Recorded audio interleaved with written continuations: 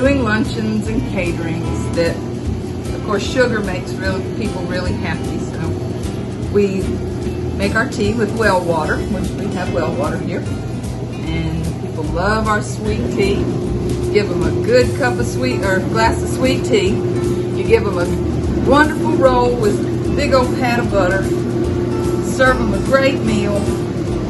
And then at the end, you hit them with a really wonderful dessert, sugary dessert, and they leave so happy. Their belly is so happy when they leave.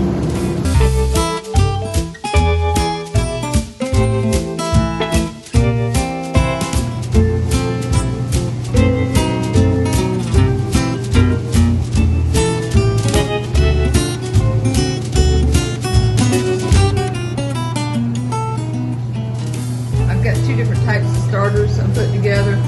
I just added my the potato starter in, and now this is the yeast that I had proofing a little bit. So I put those together.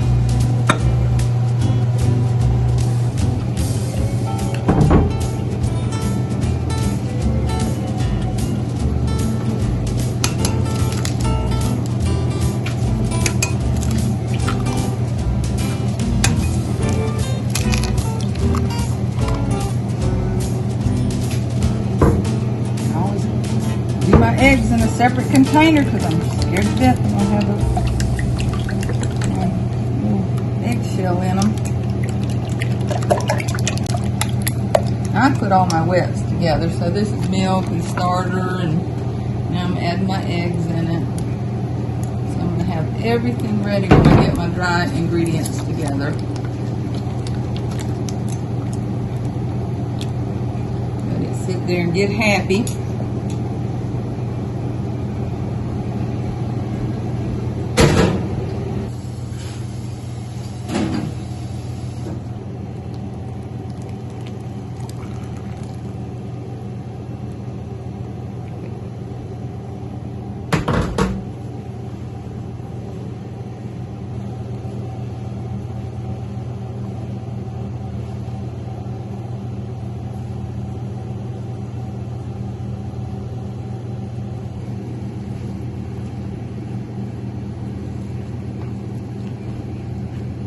Working with a couple of different starters, and this is a recipe that I came up with myself. I've just been fighting with it for several months, and this is where I'm at with it. And so tonight I'm making rolls to take on this job.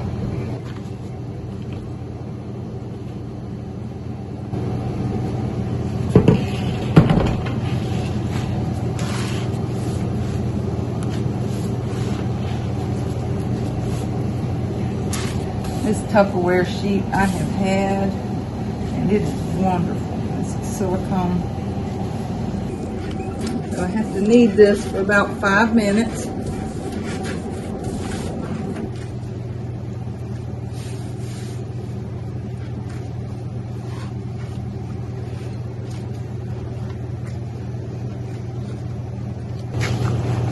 And this is a big piece of dough. This is 3 of my recipes.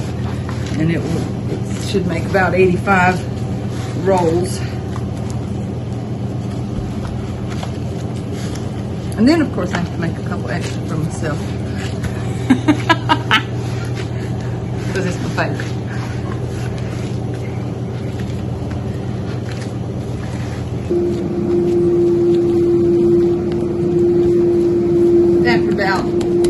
After about 5 minutes, get it where it's got some elasticity to it. When I pull it, it kind of hangs on, or does, as they say, the window pane effect. You get it real thin. Okay, I've got this. Like I said, this is 3 recipes, so I need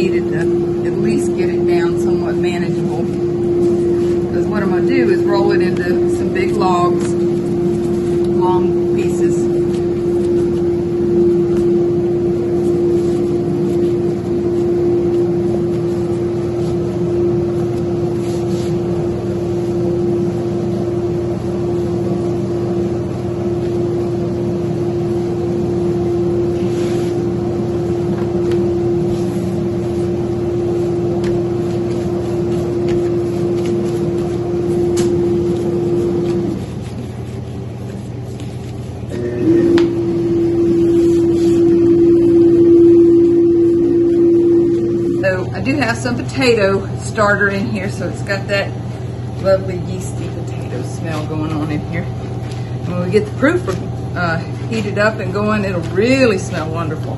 What I'm gonna do, I just gotta get them somewhat close together because I don't want them to dry out too much. I throw a clean towel over top of them, and then I'm gonna start rolling these, or pulling them. So these are pretty big rolls.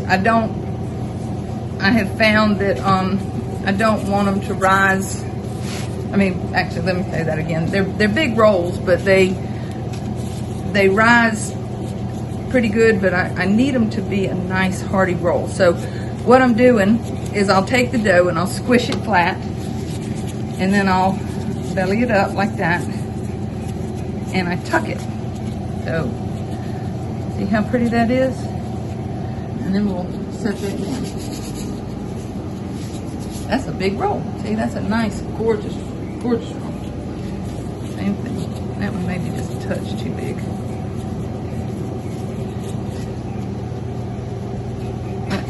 That's more long size what I need. Let's lower him down just a touch.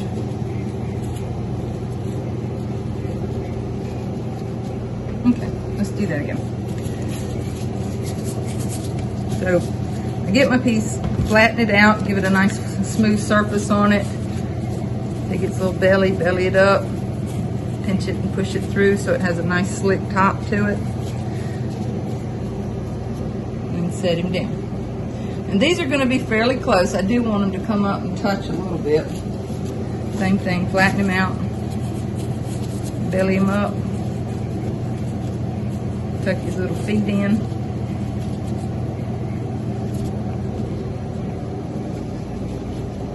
As you can see, I'm going to be here a while.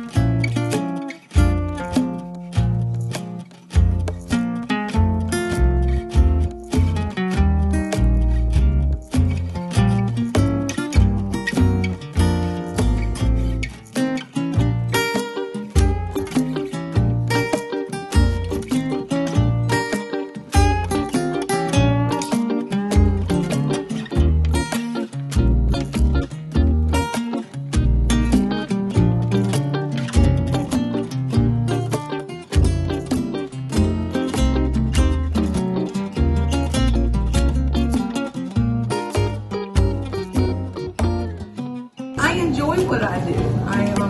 Now, I will tell you, I've worked a lot of jobs, and this is one of the hardest jobs I've ever had in my life.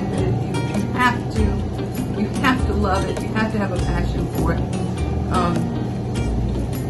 But my idea is to provide a service where the food is good and it makes you want to come back because you feel like you're at home.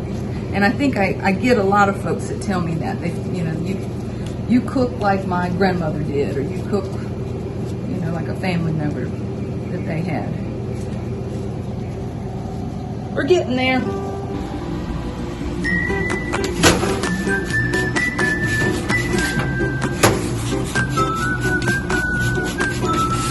Just hitting them with a little water. Make them happy.